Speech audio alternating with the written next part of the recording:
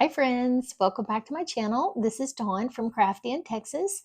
And today for this video, I thought I would bring you along for a little behind the scenes look at my morning. I have a couple of Etsy orders that I have to get out today. So I'm going to be packaging everything up and then making sure they're ready to ship. And then we'll head to the post office together.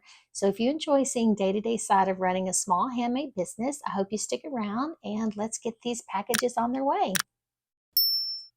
So before we get started, you'll have to forgive my craft room. It's a little more chaotic than usual. I was right in the middle of putting together several DIY card kits when I received two custom orders back to back. So I immediately had to shift gears and get those finished. And these are the ones I'm shipping out this morning, which means my workspace definitely shows it. But this is just the reality of running a small handmade business. And sometimes one project gets put on the hold while the other one takes priority. All right, so the three special orders that I have heading out today is this first one is an adorable baby boy embellishment box that I made. Next, I made this custom 6x6 card folio for a special friend of my clients.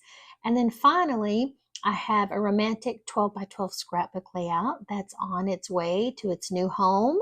I always get excited when I package up my handmade creations that I make and they get new owners. Thankfully, I only need about 4 different size boxes for most of my handmade projects. So choosing the right one is usually a pretty quick and easy process. But of course, for the 12 by 12 scrapbook layouts, I use a large mailing envelope that keeps it nice and flat during shipping. So I'm first going to start with the baby boy embellishment box. I like to include a handwritten thank you card and a little free gift. It's just my way of letting my customers know how much I appreciate their support because I know they can go buy stuff from other people and I really do love that they choose me. Once I get this box all folded up, I really like to line it with some really pretty floral tissue paper that I got from Amazon. It's a simple touch, but I think it makes the opening of the package feel so much special. And then one thing about this tissue paper is that it actually has a pretty smell. It's not quite a rose smell, but it is kind of a flower smell. And if you're interested, you should definitely let me know, and I can see if I can find the link on Amazon. But it smells so good. So when you open up the box, you get such a nice little smell. Okay, that one is all ready to go. And so now it's time to package up the custom 6x6 folio. The box that I have for the folios are actually a little big, but that's actually okay because I like to fill in the extra space with some pretty shredded paper. And I find that it's necessary to do that. So it keeps everything from shipping or shifting during shipping. And then it adds, I think, a nice presentation when you open up the package. Of course, we don't want to forget the handwritten thank you note and a little free gift too. Okay, so this one is all ready to go and ready to be sent out. So now it's time for me to move on to the 12 by 12 scrapbook layout.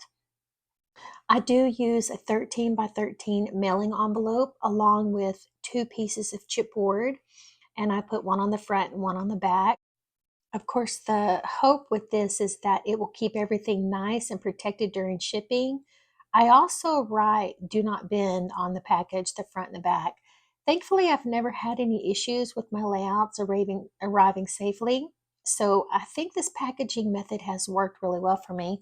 No one has said it hasn't. So now that everything is packaged up, it's time for me to weigh each order so I can purchase my shipping labels through Etsy. Etsy offers discounted shipping rates, and I've actually compared the prices before to the post office, and buying these labels through Etsy has definitely saved me and the customer money compared to just paying the price at the post office. Now that I've weighed everything and printed all of my shipping labels, it's time to attach them to each package. I always finish off all of the packages that I send out with a cute little pink sticker that says, "Thank you for supporting my small business." These stickers actually came free with the boxes that I bought. And of course, I do buy my boxes in bulk. And now these are ready to go to the post office. Okay, and just like that, today's orders are officially on their way.